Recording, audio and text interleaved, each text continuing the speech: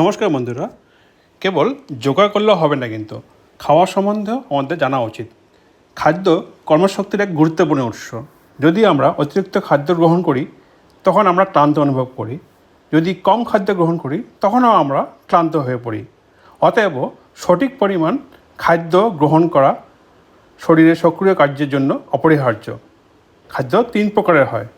তামাসিক, যে খাদ্য নিষ্ক্রিয়তা, অলসতা অথবা তামস সৃষ্টি করে তাদের তামাসিক খাদ্য বলে, যেমন মাংস, মাছ ইত্যাদি।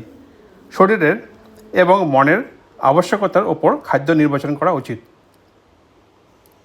দ্বিতীয় হলো রাজসিক, যে খাদ্য শরীরে সক্রিয়তা বা রাজস সৃষ্টিকে তাদের রাজসিক আহার বলে, যেমন মশলাদার খাবার, তেতো, তেল, ঘি, টক জাতীয় আহার।